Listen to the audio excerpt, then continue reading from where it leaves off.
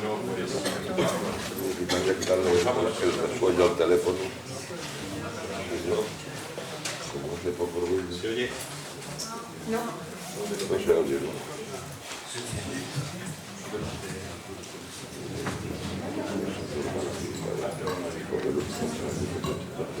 Experimentarte con los altavoces. Ahora. Me han asignado como socio numerario, aunque yo creo que debería ser Manuel López Tellín, que es más antiguo que yo, en la erótica del poder y el cargo, pues, pero me han asignado que sea yo el que lleve la agenda de la reunión de la presentación del libro. Buenas noches, gracias por venir y comenzamos rápidamente para que sea breve el bosquejo de la presentación de este libro. De una persona excepcional que vivió en un momento excepcional y que por circunstancias muy especiales que la historia de Extremadura me explican, ha permanecido bastante oculto hasta los momentos actuales. En primer lugar, quiero agradecer de una manera muy especial al buen hacer de la Diputación de Badajoz, que nos ha permitido la edición del libro y que está representada por Francisco Cebrián. Quiero agradecerle muy especialmente el interés, la dedicación y el afán con que se han dedicado para poderlo sacar en tiempo y forma como queríamos. Por favor, cuando pueda, Paco. Sí, buenas noches a todos. Gracias por vuestra asistencia, por su asistencia a este acto y muy brevemente para disculpar la no presencia aquí hoy del diputado del Boletín Oficial de la Provincia y de la imprenta de la Diputación Provincial. Sí. El micro. Sí. Vale. ¿Se oye? Sí. Sí, ahí. Decía que para disculpar la no asistencia aquí del diputado delegado del Boletín Oficial de la Provincia y de la imprenta provincial, que es donde se ha confeccionado este libro que hoy presentamos. Mi buen amigo Paco Quinito llegó un día a Diputación y me presentó un libro sobre almendral, que venía acompañado de otro sobre bancarrota. Yo, como sé que Quinito es muy inteligente, aprovechó la ocasión y yo les dije que iba a hacer todo lo posible y lo imposible para que el diputado diera el visto bueno y esto se hiciera. Bueno, pues hoy estamos aquí presentándolo y eso es lo más importante. Y poco más, esperar que el libro sea de su agrado, que con esa intención lo hacemos, y invitarles, aprovechando la ocasión, a que el libro sobre almendral lo presentaremos el sábado en mi pueblo, en Almendral, con motivo de unas jornadas agrícolas, porque el libro es un invento ceres de don Andrés Álvarez Guerra, que aprovecho para decirles estuvo desterrado en Almendral, un militar del año 1700 y pico. Solamente y nuevamente darle las gracias y ya les dejo con personas mucho más cultas y doctas en la materia que yo, y nuevamente decirles que en esta casa, como bien saben algunos de ustedes, me siento como en mi casa porque es mi casa. Muchas gracias y buenas noches.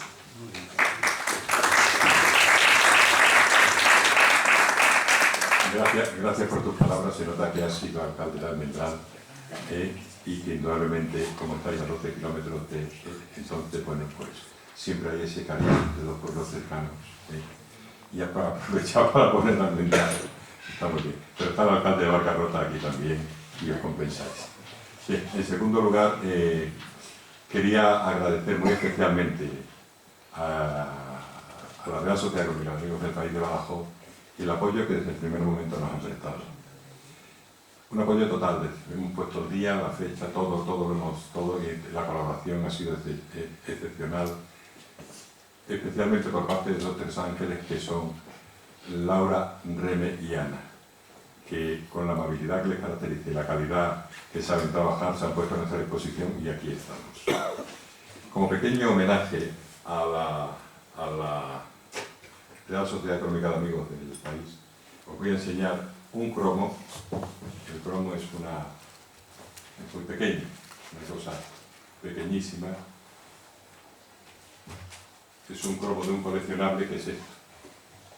Esto es de un coleccionable sobre ciudades del mundo impreso en Nueva York, de principios del siglo XX, finales del XIX. ¿Y sabéis por qué os lo pongo? Ahí lo tenéis. Porque el sitio donde estáis en este momento, la casa de al lado, está en la calle hace 120 años. Curioso, ¿verdad?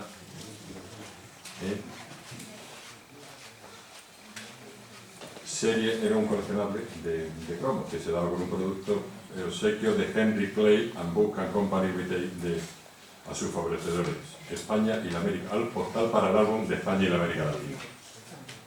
Posterior a esa ya es esta, que está así permanente, veis ahí a Ormeño. Esto es la sastrería de León Sánchez, que hoy es el Pasaje, y pegando a esa casa, que ya se ve, porque está acogida un poco más afuera, se ve ya lo que es el edificio actual en este momento. Son de mi humilde fondo documental. Apunto a la boina que tiene el chaval de la derecha. Es una boina y no la que se lleva nada. Bueno, una vez que hemos visto eso, pues volvemos a la portada y le damos la palabra. Este también os va a gustar, os lo he puesto también, me había olvidado de él. Este es un folleto después de las juntas de turismo de la época de Primo de Rivera. Se crean las juntas provinciales de las locales. Y es muy curioso porque es del año 34, y mirad los monumentos que hay que ver en Badajoz. Mirad abajo del todo, Biblioteca de la Real Sociedad Económica de Amigos del País, uno de los monumentos a ver. Abierta en invierno mañana y tarde, en verano mañana y tarde. La entrada es gratuita, magnífica biblioteca, cita en el piso bajo del Palacio Provincial, entrada calle Hernán Cortés. Curioso, ¿verdad? Bueno, volvemos a Francisco Javier Sancho y González. Y tiene la palabra una persona que a mí que ya he visto a mi edad algunas cosas, a mí me ha maravillado por lo contumaz que es. Decía mi padre que los extremeños nos caracterizamos porque no hay viento que nos doble ni rayo que nos parta. Y que como digamos para adelante, vamos para adelante. Bueno, pues esto, Paco, empezamos hace 10 años con este trabajo. Hace 10 años, bajo la batuta. Yo no había nacido. Bajo la batuta y todo. Os voy a contar para que veáis cómo es Paco. Hace 3 años, 4 años, se producían estos encuentros que hay entre la Florida y Barcarrota, Bernardo de Soto, todo esto. Y entonces invita a la marquesa de Barcarrota, que era la duquesa de Alba, tiene el marquesado de Barcarrota, y lo invita a que presida los actos. Alfonso conoce, presida los actos. Y la duquesa de Alba, que debía estar preparando sus terceras nupcias, pues le dice, no puedo ir, pero en representación mía va el duque de Huesca, el actual duque de Alba, Carlos Fisquien Estuard Martínez de Lujo. Y entonces pues se vino con Paco y dejó el coche con su chofer, un pedazo de coche, al pueblo, a la entrada del pueblo, se fue andando hasta la Casa de la Cultura con Paco, estuvo con Paco, se fueron de caña a Paco, ¿cómo acabarían de machaíta y de cañas? Que tuvo que ir a buscarlo, a Carlos, el chofer, pero bueno, toda una aventura. La última, el 15 de septiembre se celebra el 150 aniversario, señor alcalde, si me equivoco, me corrige, de la inauguración de la estatua de Hernando de Soto, que es la primera estatua que hay en España a un conquistador extremeño. La de Pizarro, de Trujillo, la de Hernán Cortés de Medellín, y todo estos son posteriores. Pues ha invitado a la Casa de Alba, porque es una marquesa de Barcarrota. Le ha dicho, yo no puedo ir, pero la Fundación Casa de Alba corre con todos los gastos de la publicación de los cuentos y los libros que publiquéis. Pero es que hay más. Ha invitado a la Casa Real. En nombre tuyo te ha puesto a la fila, a la Casa Real. El rey le ha contestado, la Casa Real, que no podía escribirle la introducción del programa y me dice, pero no me ha dicho que no venga. O sea que lo está esperando a la final del rey. Bien, Paco, cuando quieras, gracias por todo. Gracias. Bueno, para mí es un enorme orgullo estar en un sitio como este, rodeado con Manuel Cepellín, con Francisco Cebrián, por supuesto, y Arturo, que ha hecho todo lo indecible para que este libro saliera a la luz después de tantos años buscando datos, y me decía, mira por allí, mira por el tal archivo, por cuál sitio, y al final salió. Y yo creo que yo estoy muy satisfecho, vanidad aparte, por su aparición, porque era necesario. Es que hace 100 años que este libro no está en la librería, en ningún sitio, hasta físicamente imposible encontrarlo. Y cuando lo veáis, veis que merece la pena el contenido. Aparte ya lo poquito que haya podido aportar yo para explicar quién era este hombre, el contenido, los cuentos que escribe son para mí maravillosos y para vosotros también. Y luego tiene la virtud del libro, que se descubre de dónde es el hombre, que es de Barcarrota, porque hasta entonces se había escrito, ahora leeré un poquito porque me resulta más cómodo leerlo que expresarlo, pero que de él se ha hablado durante décadas, pero nadie ha dicho de dónde era. Y eso también es una cosa que a mí me llena de satisfacción, el haber descubierto que era de Barcarrota y que esté aquí ya para que todo el mundo lo comparta. Lo leo y así más cómodo para todos. A raíz del único título firmado por Francisco Javier Sánchez González, no muy difundido, por lo tanto bastante desconocido, cuyo título es de Cosas extremeñas y algo más, repasando sus páginas se da a entender que el culto sacerdote era oriundo de la localidad del suroeste extremeño y era de Vargas, o al menos muy vinculado a ella. Expresiones entresacadas de sus páginas, como es el caso del capítulo dedicado íntegramente al castillo de esta población, donde aparece la frase, que rodean el término de mi pueblo, o las constantes referencias toponímicas alusivas a dicha villa, Sierra del Lugar, Cruz del Rayo, Regato del Lobo, Ribera Ardila, daban hasta este momento como iquereño a este erudito escritor nacido a mediados del siglo XIX. Puesto en contacto con Arturo Sancho de la Merced, bibliófilo extremeño, natural de Badajoz, con residencia en la actualidad en Madrid, del cual nuestro personaje es tío bisabuelo y por lo tanto apasionado estudioso del tema que nos ocupa, nos enfrascamos hace unos años en la aventura de conocer algo más de este interesante personaje. Este tenía serias dudas del lugar de nacimiento que yo le otorgaba a su tío bisabuelo, pero aún así conocía a él el que pudiera ser el real. En el archivo parroquial del lugar de su supuesto origen no aparecía partida alguna de bautismo que certificara su procedencia. A indicaciones de Arturo, y con la ayuda del sacerdote Julián García Franganillo, encontramos una valiosa documentación en el archivo del seminario de Badajoz. En los datos aportados por Julián García aparece que en el año 1888 nuestro personaje era párroco en Higuera de Vargas, que en 1889 debió tomar posesión como canónico en la Catedral de Badajoz, que fue en el año 1890 cuando es nombrado delegado de capellanías. Pero también le indicaba este sacerdote que Francisco Joaquín Sancho había ingresado en el seminario el 3 de octubre de 1853, siendo sus padres don Máximo Sancho Durán y doña María González García, haciéndola a la vez natural de Barcarrota. Era entonces fácil calcular la fecha de nacimiento, ya que en el seminario se ingresa a partir de los 12 años. La fecha mirar correspondería entonces en torno al año 1841.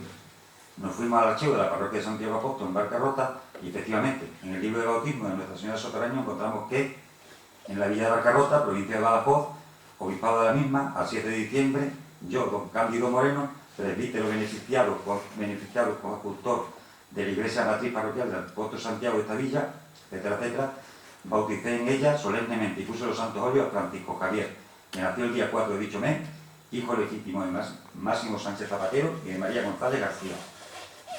Bendito error el de su inicial cuna higuereña. Por fin ya conocimos que Francisco Javier Sánchez González, autor del libro de Cosas extremeñas y de algo más, había nacido el 4 de diciembre de 1841. Y lo más importante, y totalmente ignorado hasta ahora, lo había hecho en Barcarrota. Conocido el libro y el lugar de nacimiento del autor, comenzamos a indagar un poco en lo que de su persona y obra se había estudiado hasta ahora. Al primero que había que consultar, como la experiencia y la lógica invitan, era don Manuel Cepellín Lanchato. En su Historia de la Literatura de Extremadura, en una edición donde se hace unas breves anotaciones a escritores de matiz regionalista, aparece el barcarroteño, pero únicamente indicando el título de la obra yaudita, de Cosas extremeñas y de algo más. En la Gran Enciclopedia de Extremadura definen su vida y obra en los siguientes y precarios términos, donde por supuesto también se ignora su lugar de nacimiento. Sancho González, escritor regionalista, fue maestro escuela de la Catedral de Badajoz.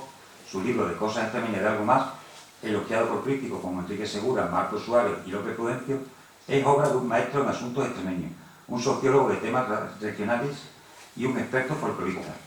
Sus cuadros costumbristas extremeños recogen, con gracejo y humor, en fable y vocabulario castizos, los problemas del campo extremeño: absentismo, desamortización, latifundismo. Vemos por ahora que ha sido Sancho González un autor postergado, tal vez siendo apagada su obra por la sombra de dos grandes nombres de la literatura doméstica, Luis Chamizo y Gabriel Galán.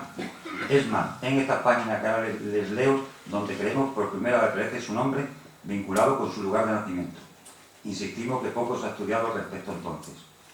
Pero de lo anteriormente reseñado no hay que olvidar que cuando apareció de Cosas Extremeñas y de algo más, hacía solo 7 años que había fallecido José María Gabriel y Galán, y aún faltarían 9 para que Luis Chamizo escribiera su famoso Miajón de los Castúos. Por entonces, Sancho González ya había contribuido notablemente a rescatar y recoger el léxico vernáculo de nuestra tierra, creando una forma diferenciadora de su creativa labor. Como queda bien destacado, fue en 1912 cuando aparece el libro de Cosas Extremeñas y de algo más. No puedo menos que lamentar que tan tarde haya llegado a la palestra de las letras, señala de su autor Marcos Suárez Murillo, prologuista de dicho trabajo, dado que, como veremos más adelante, la muerte de nuestro autor se produjo 5 años después de la aparición de esta publicación. Francisco Santos Coco, en la revista de Extremadura, publica un preámbulo a lo que después, en posteriores números de dicha publicación, sería un prolijo trabajo sobre el habla de nuestra tierra. En este prólogo, Santos Coco destaca la obra del sacerdote valcarroteño, reseñándose de él el singular colorido con que magistralmente retrata la vida y costumbres provincianas, el sabio y sencillo prebendado, en el amenísimo libro de Cosas Extremeñas y de algo más. No ahorra Santos Coco en la primera página del referido trabajo elogios al anciano escritor. En la bibliografía geográfica extremeña de Corchón García, editado por la Diputación de Badajoz en 1955, leemos que son interesantes para el autor los capítulos dedicados a los serranos, a la feria de Badajoz y al castillo de Villa de Vargas, haciendo referencia a las páginas donde aparecen mencionados los libros.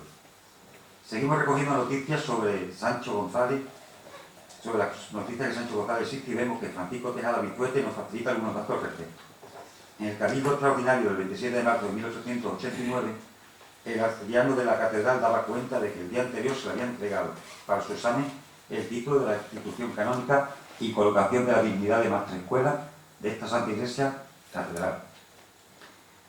Tejada Vizuete nos apunta también que seguidamente don Javier tomaría posesión de su plaza y silla coral, la tercera a la izquierda del prelado, en la catedral, siguiendo el ceremonial acostumbrado y entregando al sacristán mayor de la misma, según era tradición en la catedral, 5 reales de plata para que los repartiera entre los serviciarios del templo. Del ámbito de las letras también recibió el publicista y polígrafo, como se define en el prólogo de su libro, Francisco Javier Sánchez González, notables alabanzas. La importancia del valcarroteño puede valorarse al verse incluido en uno de los volúmenes que el poeta Manuel Monterrey dedicó a inscritos protagonistas de la historia de la cultura extremeña.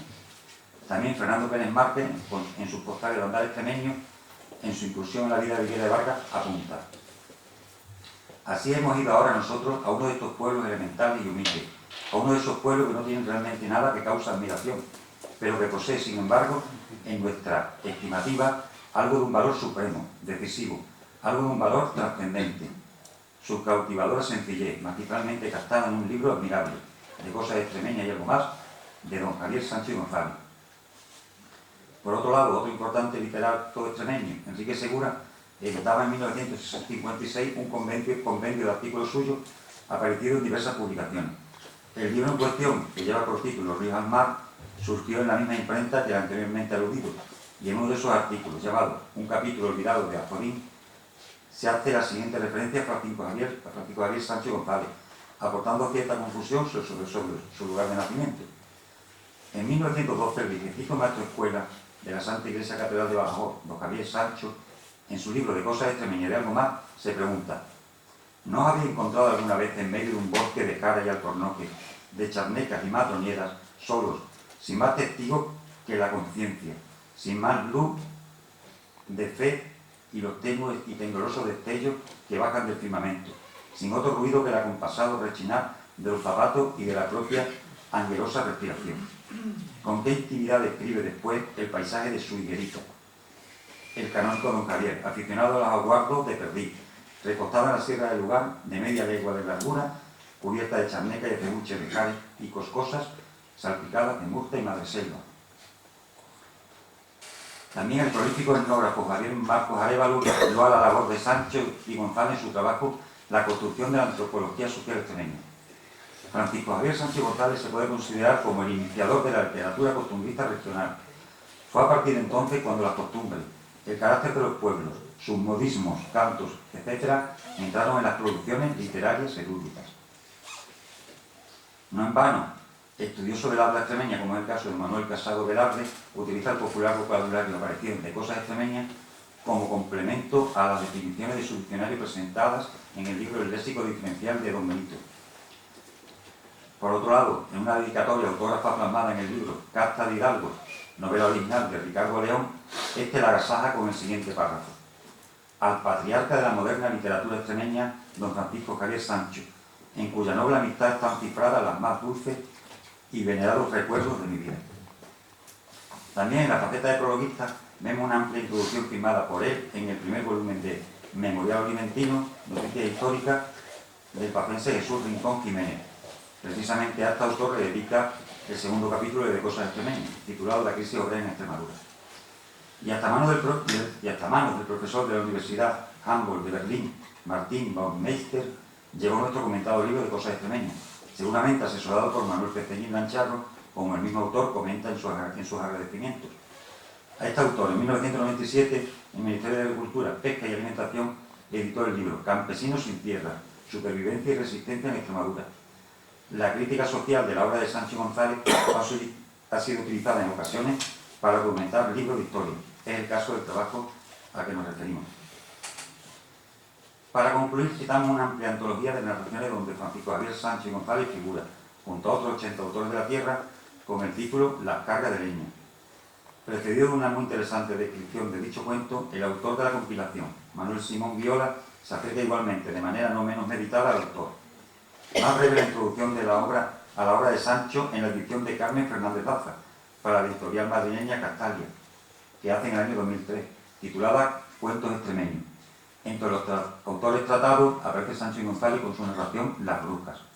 Fernández Daza equivoca, como otros muchos, el lugar de nacimiento de nuestro autor. No queda más que añadir, por ahora, que el 26 de enero de 1917, por la mañana, fallecía Francisco Javier Sánchez González. Al día siguiente, después de la hora canónica de nona, se celebró la misa de cuerpo presente, al que asistieron el cabildo y otros miembros de la catedral, procediéndose seguidamente a su enterramiento en un nicho del cementerio católico de la ciudad de Badajoz.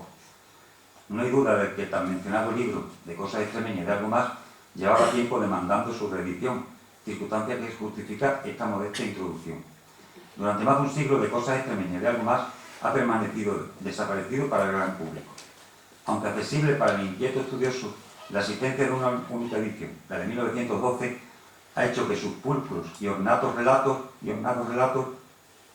hayan impedido llegar a las manos del ávido lector. Y ahora, para impulsar y dejar constancia de tan espléndida labor literaria en toda Extremadura, ha sido necesario que vuelva a la imprenta este trabajo, con el objeto de darle un digno fin a la labor creativa de este y a la preocupación social del anciano sacerdote. Por lo tanto, aquí queda este primer y básico acercamiento a la obra de existencia de Francisco Javier Sánchez González. Muchas gracias.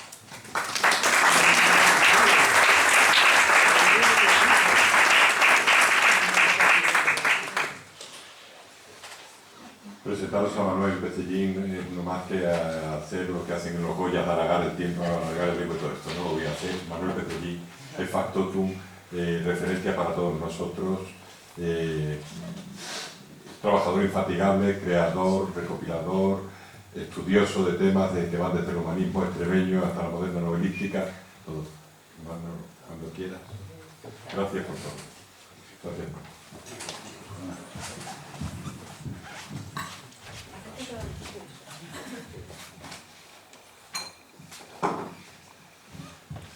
Buenas noches, como siempre es un placer y un honor estar aquí en la presentación de un libro en esta casa tan acogedora y tan significativa y cuyo segundo centenario estamos celebrando.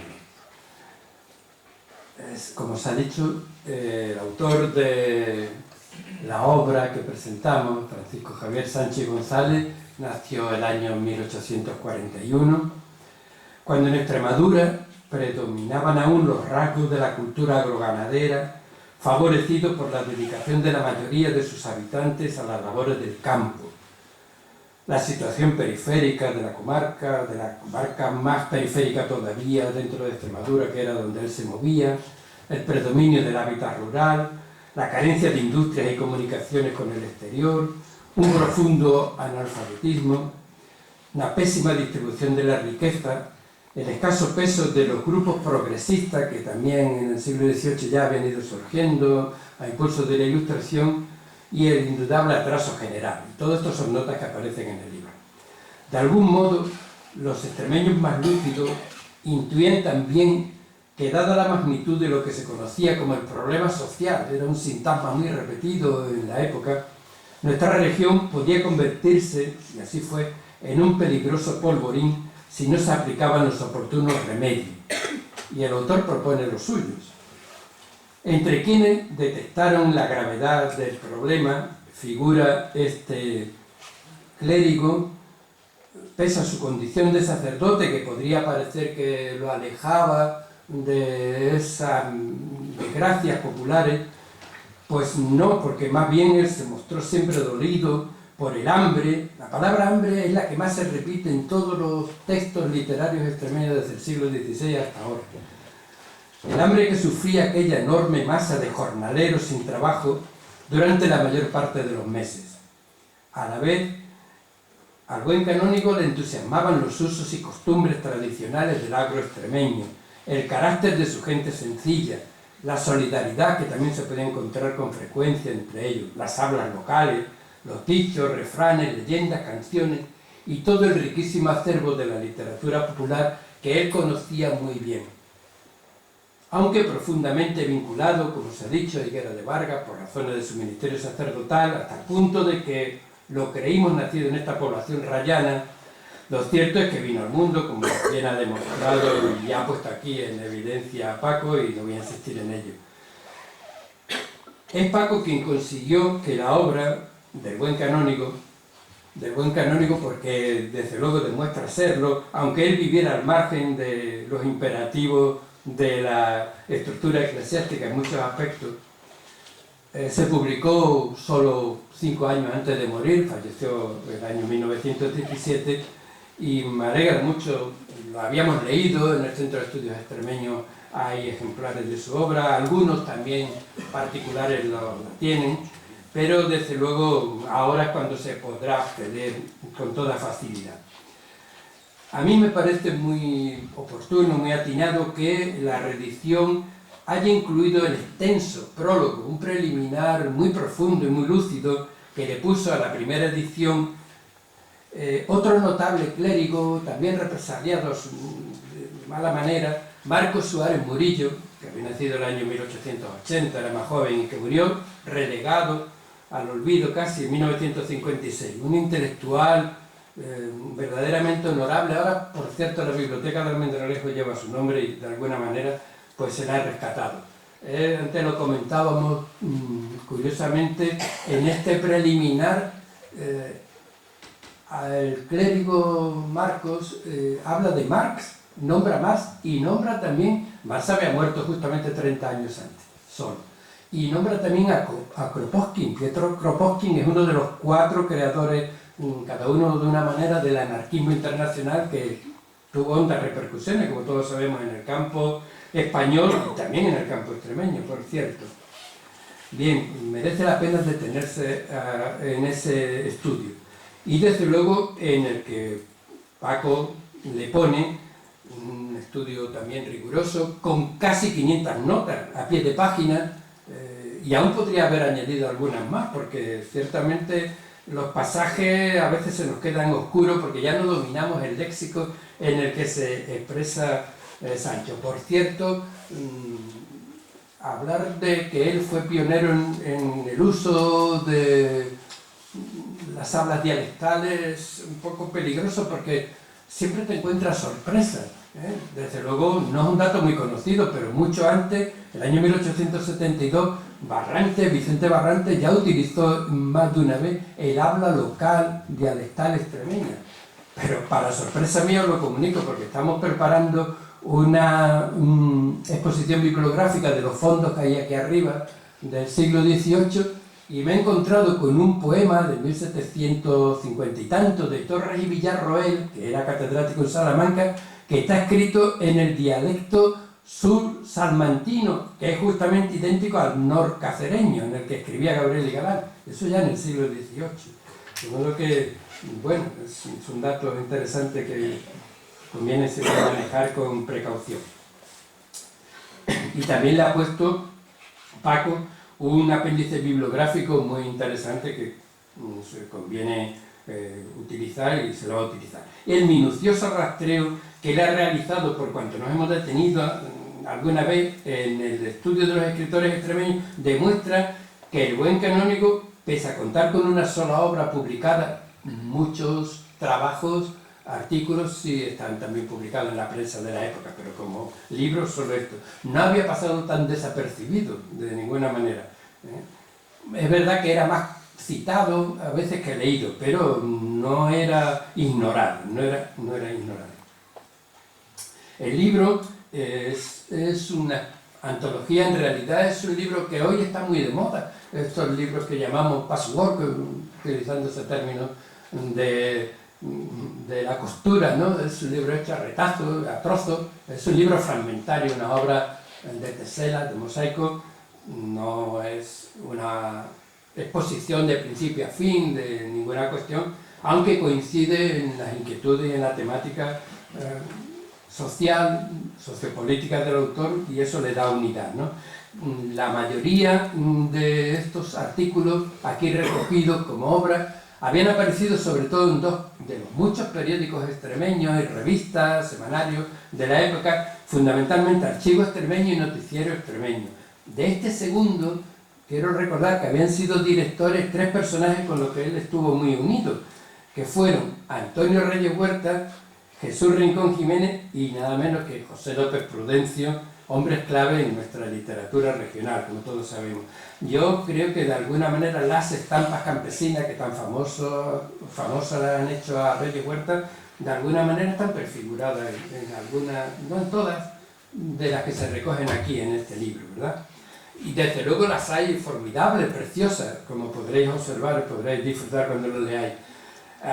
Por recordar algunas que a mí me han impresionado más que otras, pues la que titula La crisis obrera en Extremadura, sí, literalmente. Otra, El bellotero.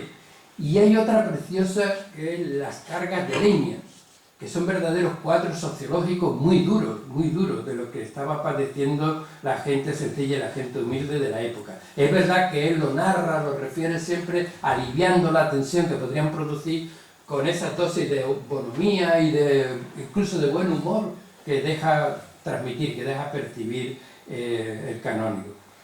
Algunas claramente me parece que podrían inspirar a Luis Chamizo. Es cierto que el libro de Chamizo se publicó 6 años después, pero seguro que estaba ya en Génesis. Hay una de las narraciones que están aquí contenidas, la titula La cabrita, se llama así, una cabra, ¿no? Pero el tema de la loba muerta a navajazo por un hombre fuerte que defiende a la mujer amada, la misma que Chamizo recoge luego y canta en verso, claro, ya, en La fuerza de un querer, es exactamente que todos recordaréis lo mismo. De modo que hay alguna posible antelación de temas en él, ¿no? Muy adicto a la caza de la perdiz, que él practicaba en los terrenos de Higuerita, lo que le permite conocer perfectamente el paisaje y describirlo en algunas páginas antológicas. Conocía como poco aquel riquísimo vocabulario que aún no se había perdido, que aún se utilizaba evidentemente, del dialecto local. Por cierto, Eugenio Cortés hizo su tesis doctoral ya lejana, la publicó en una edición muy pequeña, con muy poquísimos ejemplares, el año 1979, él habla de Higuero de Vargas. Sancho era amigo de pastores, son excelentes los apuntes que escribe sobre la transhumancia y los cameranos, los famosos transhumantes de Soria que llegan y se afincan en buena medida en Extremadura, en el sur, Zafra fundamentalmente, y que con su capacidad, laboriosidad y espíritu de empresa y de iniciativa enriquecieron mucho la comarca, sobre todo zafrense, ¿verdad? Es excelente, como comenta, lo que se cocinaba, poco, por cierto, en los hogares humildes, ¿no? Y a su entender, lo deja expreso en más de una ocasión, la cuestión social se había agravado muchísimo, había empeorado a raíz de los procesos de desamortización. Hablamos de la desamortización, ya sabemos que hubo muchas desamortizaciones. Según Sancho, al haber dejado los antiguos bienes comunales al albur de terratenientes asentistas y usureros sin escrúpulos, pues la gente pobre se había hecho más pobre, como la famosa frase que se ha comentado siempre, hizo más rico a los ricos y más pobres a los pobres, ¿verdad? Como su admirado Gabriel y Galán expresa muchas veces la admiración, él añoraba, Sancho añoraba aquella época en la que elaboraban los pastores de su abuelo. ¿Recordáis el poema magnífico de los pastores de mi abuelo, de Gabriel y Galán? A los que considera Sancho que eran profundamente religiosos, que se ayudaban mucho entre sí, pero que además habían encontrado una buena manera de sobrevivir con abundancia. Él describe muy bien las fiestas, con cuánto comen y cuánto beben, no era una miseria exactamente. Y desde luego ataca a la Mesta mucho, el famoso imperio de la pezuña, la ley de la pezuña que se imponía sobre los ganados y los estantes y los labradores extremeños, ¿verdad? Y desde luego también echa en falta el código ético por el que se regían y que él cree que ya está irremediablemente perdido, ¿no? Es verdad también, y con eso voy terminando, que no todo es melancolía, lamento o denuncia, que también hay artículos muy festivos, como los que dedica a la feria de San Juan, o los jolgorios que se corrían en la Semana Santa, que también recuerda a aquellos de Chamizo, ¿no? Que pasa para el pueblo por Semana Santa. Los lances venatorios de caza, claro, en los que él participaba, con las mentiras que se echan los cazadores continuamente, anécdotas graciosísimas. Y también, sorprendentemente para mí, en uno de los artículos hay toda una propuesta de relanzamiento económico de la región. ¿Qué medidas habría que tomar aquí si queremos regenerar la tierra? Lo que decíamos en ese espíritu regeneracionista que él manifestaba poseer. No me cabe sino felicitar muy sinceramente a la Diputación que lo ha editado, a Paco y a Arturo, que se han comprometido en hacernos posible la relectura del libro, e invitaros a disfrutar de este pequeño clásico, porque lo era ya un clásico, ahora lo podemos comprobar y darlo a conocer. Yo me comprometo a reseñarlo en el periódico hoy en muy breve tiempo. Muchísimas gracias.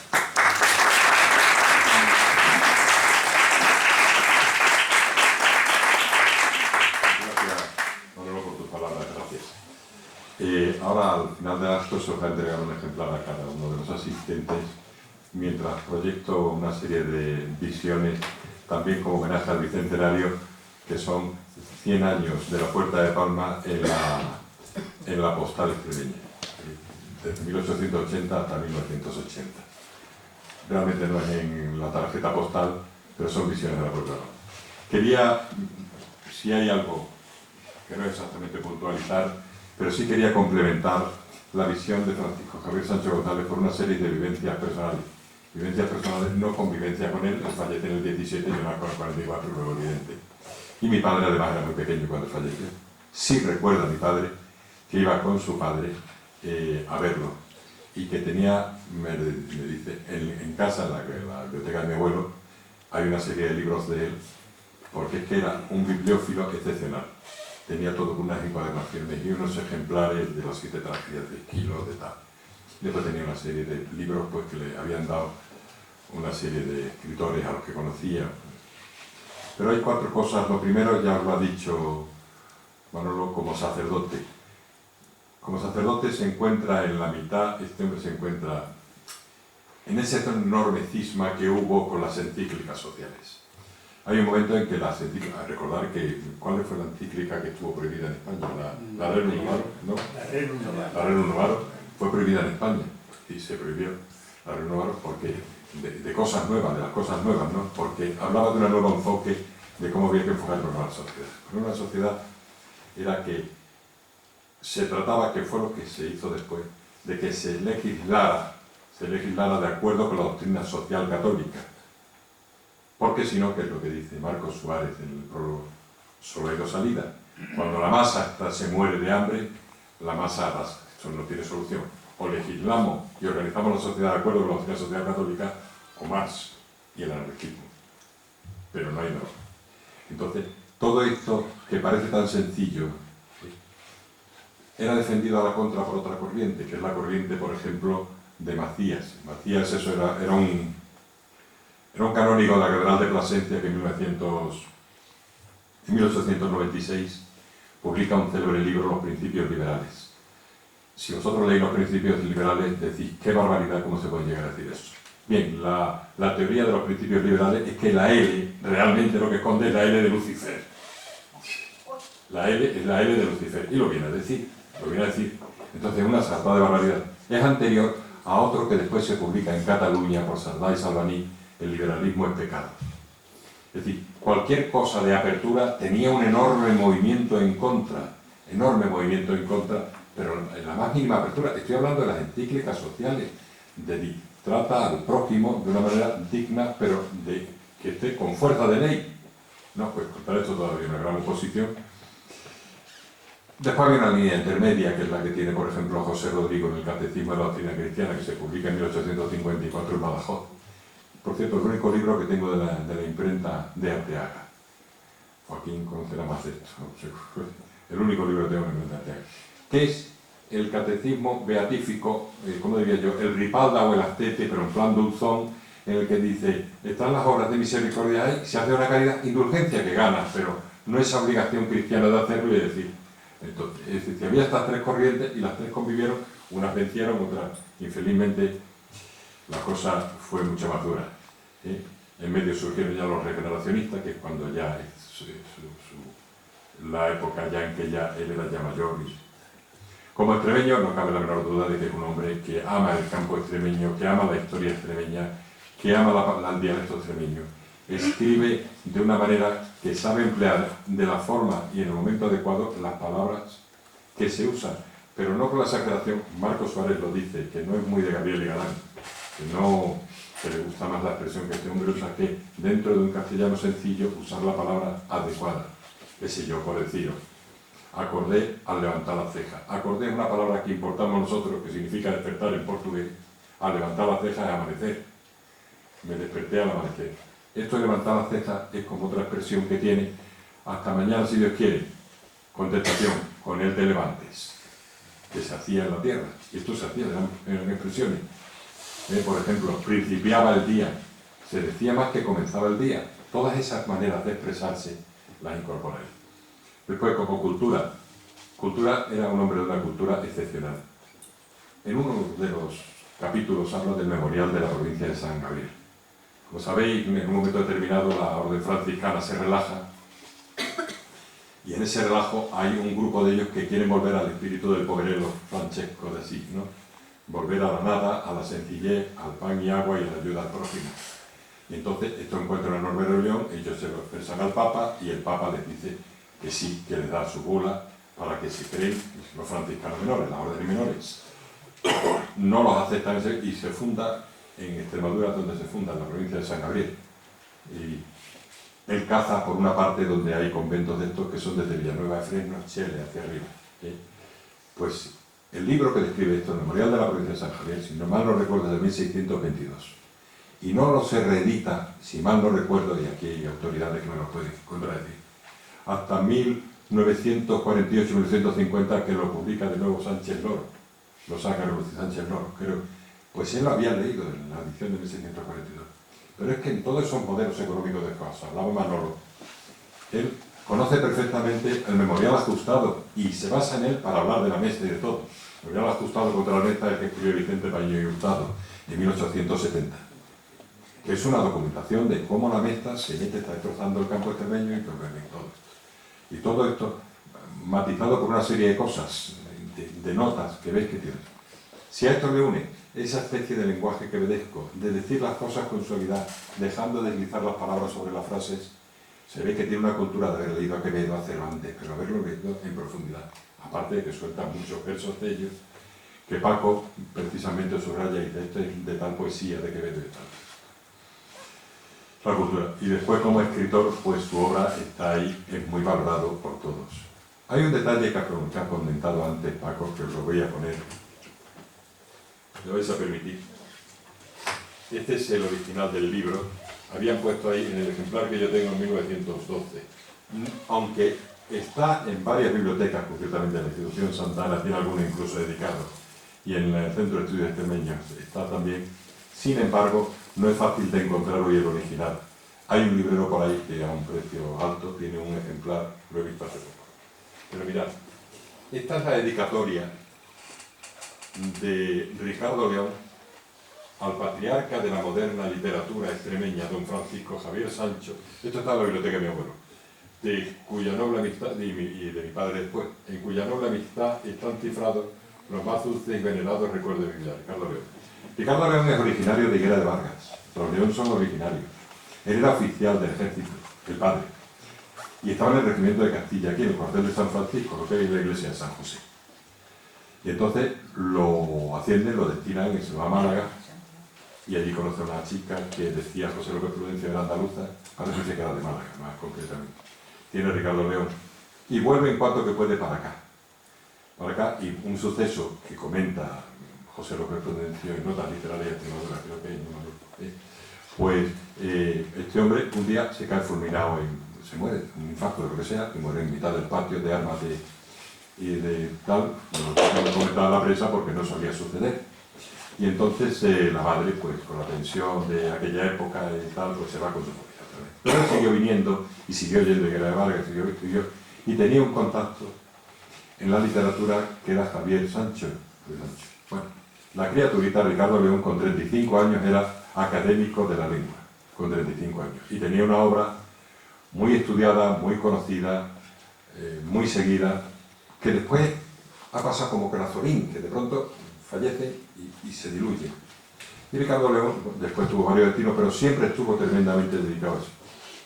Esta nota que veis está puesta en la tercera edición, corregida y modificada, y barrunto, coligo y me malicio, o sea, no tengo pruebas, pero sospecho que el buen Javier le había pegado un repaso y le había dicho así, y está rehecha totalmente, y se lo dedica. Fue un culto enorme al que le tenían mucho, lo querían mucho. Y era muy, muy querido por toda la gente, Javier Marcos, todo el sector intelectual. Las vivencias segundas que tengo de todo esto es pues lo que me contaron ciertas personas que sí convivieron con él. Por ejemplo, Enrique Segura Otaño. Enrique Segura Otaño un día me pregunta, ¿quién eres? Mira, yo lo conocía a don Enrique, ¿no? Una autoridad. Tú eres hijo de Sancho, de tu abuelo, yo conocí mucho a tu abuelo. Tal. Y sobre todo, yo era muy amigo de tu tío abuelo. Nadie me dijo de tío bisabuelo, todos me decían tío abuelo. Y estuvo hablándome de él, estuvimos charlando un rato. Y un día en la tertulia de Esperanza me dice Esperanza, toma, mi padre te ha dejado esto para ti. Y son las 3 biografías que publica en el año 51. La primera es la de José López Prudencio, la segunda Adolfo Vargas, y la tercera Francisco Valdés. Las 3 biografías. Es un libro difícil de encontrar, una tirada pequeña, y infelizmente no lo tengo dedicado. Tengo grandes dedicatorias adquiridas por ahí de notas dedicadas. Y ahí es donde cuenta cómo este hombre, Javier Sancho, ayuda a José López Prudencio en toda la investigación de Diego Sánchez de Badajoz. Ya sabéis que la farsa de Diego Sánchez de Badajoz, en la segunda mitad del siglo XV, en 1470 creo que son, pues publica la farsa, y esto había permanecido desconocido hasta que se mete, sí, 16, bueno, 1478. Publica en Bueno, dice. Entonces, publica la farsa y lo saca todo a relucir. Pero José López Prudencio, gran persona, gran extremeño, gran maestro, persona, no es un investigador nato de meterse en los ficheros, en los archivos. Y Javier sí.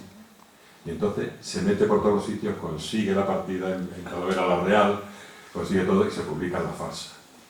Y claro, don José López Prudencio, pues, él habla de Pepe López Prudencio en el libro, Pepe, que le llamaba, y pues lo adoraba. Y lo adoraba Antonio Juez, que también me comentó alguna vez alguna cosa, pero Antonio Juez me hablaba, una persona muy curiosa, estudiar también Antonio Juez por todas las facetas que tenía. Y una de ellas era que era un gran bibliófilo, tenía una gran colección de libros de grabados de la editorial de Ibarra, era un hombre, y claro, valoraba al otro, su cultura y cómo era. Pero quien de alguna manera, lo adoraba ya totalmente, era Manuel Monterrey. Porque Manuel Monterrey, además, siendo muy joven, un hombre sin hijos, y una persona, Francisco Javier debía ser muy entrañable, pues se daban su puentecita. Aquí había un clan que se reunía en el Comercial, en la tertulia.